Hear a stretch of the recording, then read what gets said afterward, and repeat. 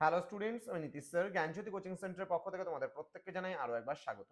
তো স্টুডেন্টস, আজকে আমি তোমাদের সঙ্গে আলোচনা করব এনইপি 4 ইয়ার আন্ডার গ্র্যাজুয়েট প্রোগ্রামের অধীনস্থ যে সমস্ত ছাত্রছাত্রীরা যারা নর্থ বেঙ্গল ইউনিভার্সিটি আন্ডারে বিভিন্ন কলেজগুলোতে মেজর হিস্ট্রি নিয়ে পড়াশোনা করছো ফিফথ সেমিস্টারে, তাদের জন্য আজকে মেজর পেপার 11 থেকে লাস্ট মিনিট সাজেশন নিয়ে আলোচনা করব।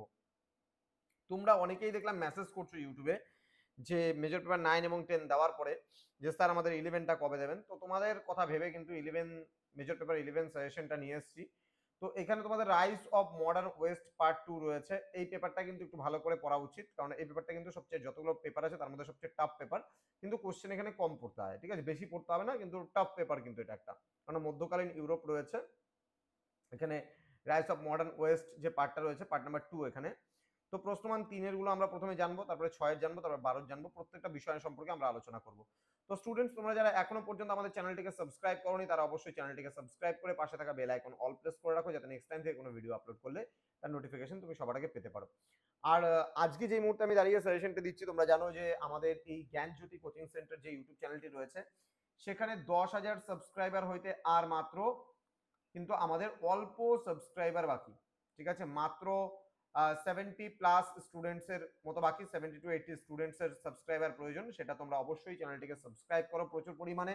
আশা করছি তোমাদের কলেজের গ্রুপগুলোকে দিতে হবে এই ভিডিওগুলো শেয়ার করে, গ্রুপগুলোতে দেবে এবং চ্যানেলটিকে সাবস্ক্রাইব করার কথা বলবে। দেখবে খুব ইজিলি ভাবে আমাদের এই 10,000 সাবস্ক্রাইবার প্রথম ধাপ, প্রথম মাইলস্টোন আমরা তোমাদের সঙ্গে নিয়ে অ্যাচিভ করতে পারবো 1 বছরেরও কম সময়ে। চলো শুরু করছি আজকের ক্লাসটা। কিন্তু তার আগে বলে রাখি, অনলাইনে তোমরা যারা ভাবছো আমাদের কাছে পড়বে, এই সেমিস্টারে তো আর হবে না, পরবর্তী সেমিস্টারে যারা অ্যাডমিশন নেবে 6 সেমিস্টারের জন্য তারা অবশ্যই যোগাযোগ করবে আমাদের অফিসিয়াল নাম্বার 7076398606 নাম্বারে, অথবা 6295916282 নাম্বারে। তোমাদের টোটাল কোর্স ফি থাকছে তোমাদের এই সাধ্যের মধ্যে 1199 রুপিসের বিনিময়ে। আমাদের 15 ডিসেম্বর থেকে কিন্তু ক্লাসগুলো আরম্ভ হবে, 15 ডিসেম্বর থেকে ক্লাসগুলো আরম্ভ হবে, তোমরা যুক্ত হয়ে যাবে। চলো শুরু করছি সর্বপ্রথম মার্কস 3 যে 100% কমন গুলো একদম লাস্ট মিনিট সাজেশনে যে প্রশ্নগুলো আসবে সেগুলো নিয়ে। প্রথম প্রশ্ন, what is 17th century crisis, মানে সপ্তদশ শতকের সংকট বলতে কি বোঝো, এটা খুব ভালো করে পড়তে হবে। নেক্সট রয়েছে Oliver Cromwell, very very important questions. Then what do you mean by the term renaissance, very very important questions. Next বলছে হু ওয়ার দ্য অ্যানাব্যাপটিস্ট, মানে অ্যানাব্যাপটিস্ট কারা, ভালো করে পড়বে। অ্যাবসুলিটিজম ভালো করে পড়বে। 3 গুলো আমি খুব একটা বেশি কাটছাট করবো না, কিন্তু 6 এবং 12 গুলো আমি যতটা পারবো কমিয়ে দেবো।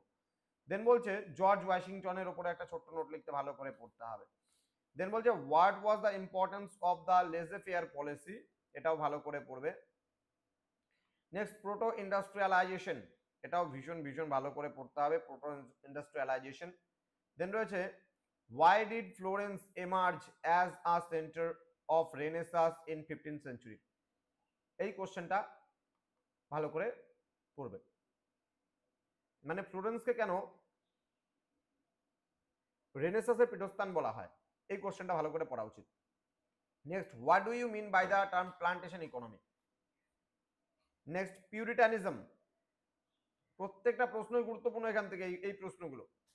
Boston Tea Party, take off stage, Nicolaus Copernicus, Bill of Rights, Long Parliament না পড়লেও চলবে, স্ট্যাম্প অ্যাক্ট ভালো করে পড়বে, মার্কেন্টাইলিজম পড়তে হবে, গ্লোরিয়াস রেভলিউশন ভালো করে পড়বে, gentry play in the English revolution হালকার উপর দিয়ে দেখতে হবে। দেন পার্লামেন্টারি মনার্কি, নেভিগেশন অ্যাক্টস, এই কটা কোশ্চেন ভালো করে পড়তে হবে।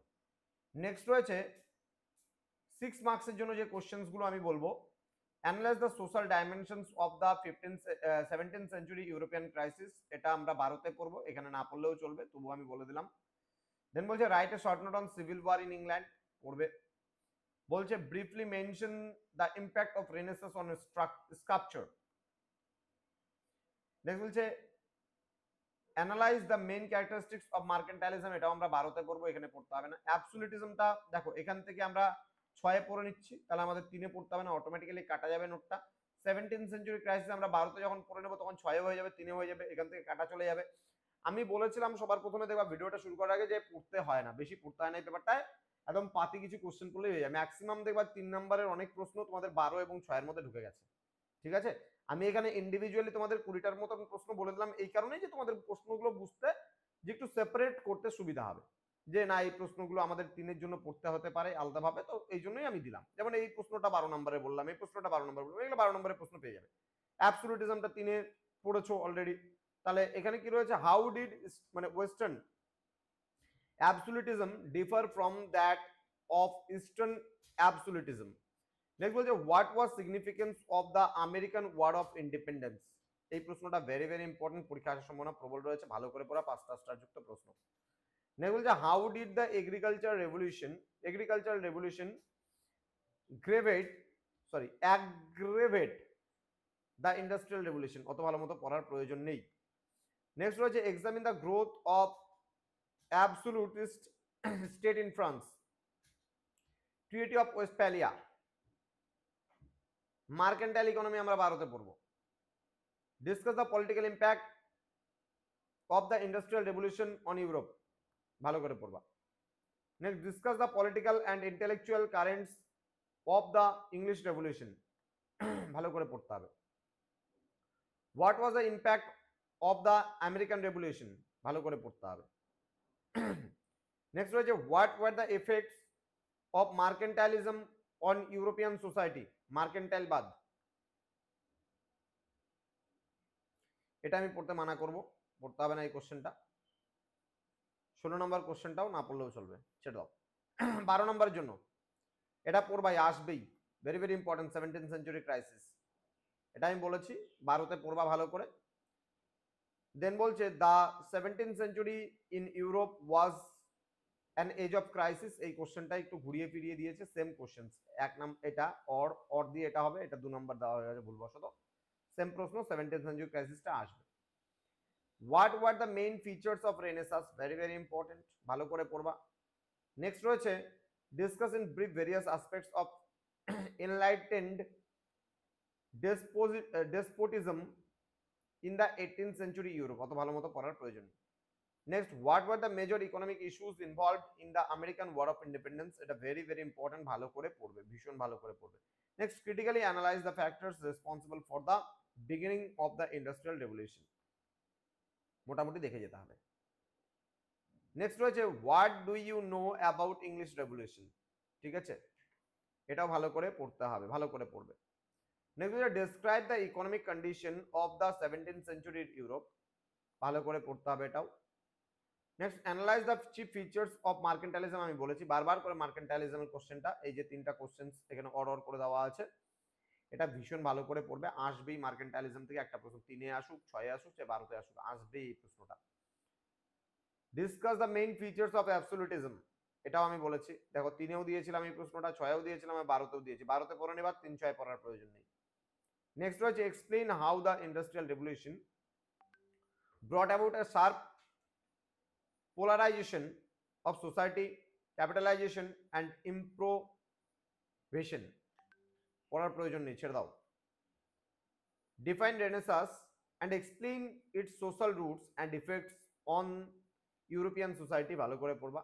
হিউম্যানিজমটাও ভীষণ ভালো করে পড়তে হবে। সায়েন্টিফিক রেভলিউশন পারলে একটু ভালো করে পড়ো, ঠিক আছে।